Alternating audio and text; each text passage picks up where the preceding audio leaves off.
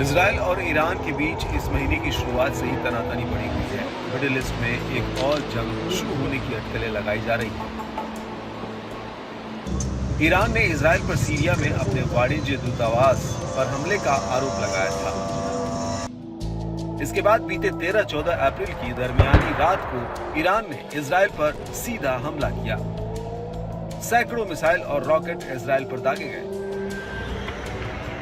इसके 4 दिन बाद दावा है कि इजराइल ने भी पलटवार कर बदले की कार्रवाई को अंजाम तक पहुंचाया।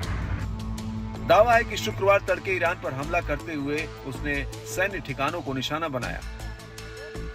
इस बीच इजराइल के राष्ट्रीय सुरक्षा मंत्री इतामार बेन ग्वीर ने अपने देश के खिलाफ ही विवादित बयान देकर अपनी और नेतन्याहू सरकार को मुश्किल में डाल दिया है। इतामार बेन ने दावा किया कि ईरानी अड्डे को हिला देने वाले विस्फोटों के पीछे यरूशलेम का हाथ था। इसके बाद से उन्हें काफी खरी खरी सुननी पड़ रही है। उन पर ईरान के खिलाफ इजराइल की रणनीति को नुकसान पहुंचाने का भी गंभीर आरोप लगा है। दरअसल ईरानी मीडिया ने दावा किया था कि ईरान के इस्फहान शहर में ब्लास्ट हुआ था। मालूम हो कि ये वही इलाका है जहां ईरान का मुख्य वायुसेना अड्डा और न्यूक्लियर साइट है।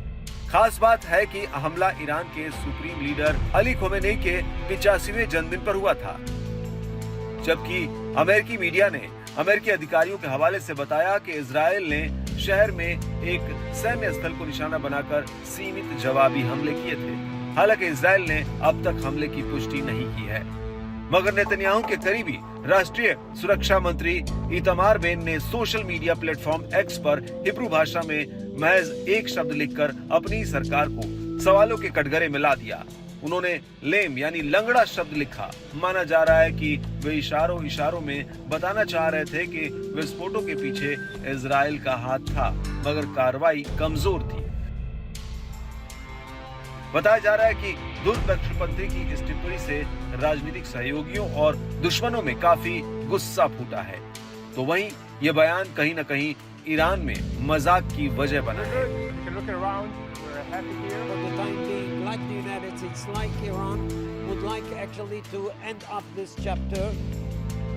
विपक्षी नेता यायर लैपिड ने इस पर तीखी प्रतिक्रिया देते हुए कहा कि इससे पहले कभी किसी मंत्री ने देश की सुरक्षा, छवि और अंतर्राष्ट्रीय स्थिति को इतना भारी नुकसान नहीं पहुंचाया है। एक शब्द ने तेहरान से वॉशिंगटन तक इजराइल का मजाक बनाने और उसे शर्मिंदा करने का काम किया है। वहीं कई नेताओं ने इतामार बेन को बचकाना और किसी भी चर्चा के लिए अप्रासंगिक बताया। वो दुश्मन के लिए भी काम कर सकता है। ईरानी न्यूज एजेंसी तस्नीम ने इजराइल के राष्ट्रीय सुरक्षा मंत्री की पोस्ट का हवाला देते हुए टिप्पणी की कि इजराइल खुद का मजाक उड़ा रहा है। वहीं इजराइल के कथित हमले के एक दिन बाद ईरान के विदेश मंत्री हुसैन अमीर ने कहा कि जिस तरह के हथियार इजरायली सेना ने इस्तेमाल किए वो ईरानी बच्चों के खिलौनों की तरह है। ऐसे हथियारों से हमारे बच्चे खेलते हैं। इजराइल की ओर से जब तक हमारे हितों के खिलाफ कोई नया दुस्साहस नहीं किया जाता है, तब तक हमारी ओर से प्रतिक्रिया देखने को नहीं मिलेगी। बहरहाल दुश्मन देशों से जूझ रहे इजराइल को अब अपनों ने ही घेरना शुरू कर दिया है। ऐसे में ये देखना काफी दिलचस्प रहेगा कि युद्ध में फंसे इजरायली पीएम नेतन्याहू अपने घर के तथाकथित दुश्मनों से निपट पाएंगे या नहीं।